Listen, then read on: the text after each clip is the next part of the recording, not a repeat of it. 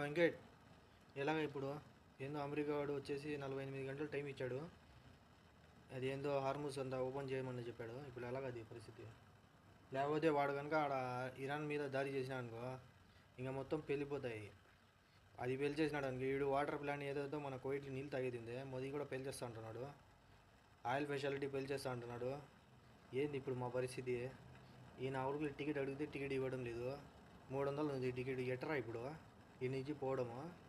ఇక్కడికి వచ్చి ఇరుక్కున్నాము. ఈ ముసలోడు చూస్తే చచ్చిపోవాలంటే ఏడైనా సావచ్చు, అది ఈడైనా ఇండియాలైనా అంటున్నాడు. ఇప్పుడు ఎలాగ పరిస్థితి మాది?